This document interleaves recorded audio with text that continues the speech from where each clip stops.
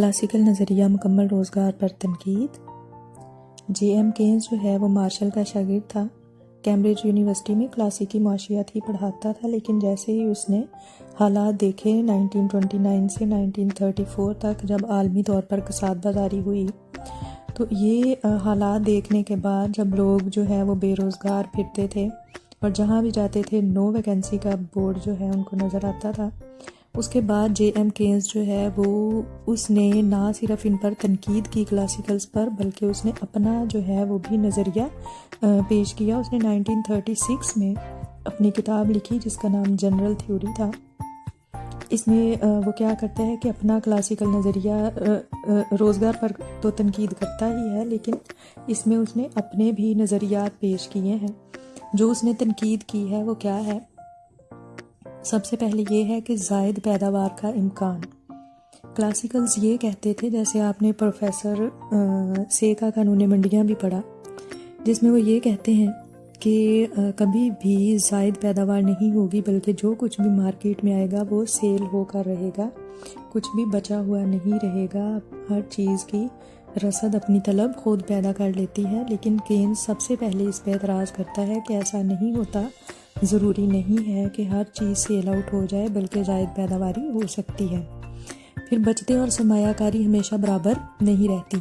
Classicals कहते थे कि बचते और सरमायाकारी जब इक्विलिब्रियम होता है वहाँ पर हमेशा बराबर हो जाती हैं मुकम्मल रोज़गार की सतह पर। लेकिन केन्स कहता है कि ये दोनों अलग अलग फैक्टर्स हैं। बचते कोई और फैक्टर्स कर रहे हैं, सरमायाकारी और फैक्टर्स कर रहे हैं, तो ज़रूरी नहीं कि ये दोनों हमेशा हमेशा बराबर रहें, चेंज भी हो सकता है। फिर है मुकम्मल मुकाबले की अदम मौजूदगी। तो मुकम्मल मुकाबला जो है वो केन्स कहता है कि हकीकी शक्ल में कहीं भी मौजूद नहीं होता। क्लासिकल्स की थ्योरी में था ये कि जी मुकम्मल मुकाबला होता है, हर शख्स को उसकी एबिलिटी के मुताबिक रोज़गार मिल जाता है, कभी भी बेरोज़गारी नहीं होती। लेकिन 1929 से 34 तक के जो हालात थे वो देखने के बाद केन्स कहता है कि मुकम्मल मुकाबला कहीं भी मौजूद नहीं होता। ज़री उजरतों में कमी मजमुई तलब में कमी लेकर आएगी। अब क्लासिकल्स कहते थे कि अगर ख़ास तौर पर पीगो ये कहता था कि ज़री उजरतों में अगर कमी कर दी जाएगी तो उसके नतीजे में बेरोज़गारी ख़त्म हो सकती है, क्योंकि ज़री उजरतों में कमी करेंगे तो कहते हैं जी कीमतों में भी कमी हो जाएगी, जिसकी वजह से मिकदार फ़रोख्त बढ़ जाएगी, तो उससे आजरीन को फ़ायदा पहुँचेगा और रोज़गार वगैरह में इजाफ़ा हो जाएगा। लेकिन इस पर भी केन्स एतराज़ करता है, वो मुतफिक नहीं है। वो कहता है कि जब मज़दूरों की हम ज़री उजरतों में कमी कर देंगे तो उनकी क़ुव्वत ख़रीद पस्त हो जाएगी। उनकी जब उजरतें कम होगी वो कैसे चीज़ों को ख़रीदेंगे? जब वो चीज़ों को ख़रीदेंगे नहीं तो ज़ाहिर सी बात है चीज़ें बिकेंगी नहीं और नुकसान होगा।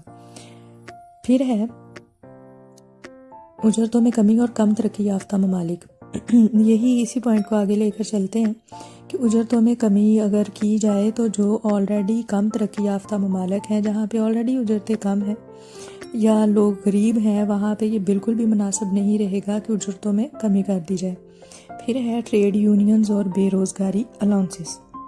पीगो ये कहता था कि बेरोज़गारी इसलिए पैदा होती है कि मेहनत की मंडी में जो है वो नामुकम्मल मुकाबला पैदा हो गया, जिसकी वजह से उसने कहा जी ट्रेड यूनियंस को ख़त्म कर दिया जाए, बेरोज़गारी अलाउंस बंद कर दिए जाए। इसके भी अगेंस्ट है केन्स कहता है कि ऐसा नहीं होना चाहिए, क्योंकि कहता है कि माशी तौर पे बेशक आपके लिए ये जी ठीक हो, काबिल कबूल हो, लेकिन सियासी तौर पे अगर देखा जाए तो किसी का जमहूरी हक यानी बेरोज़गारी अलाउंस ख़त्म कर देना या किसी से फ्रीडम ऑफ स्पीच छीन लेना या ट्रेड यूनियंस को ख़त्म कर देना ये बिल्कुल नामुनासिब होगा।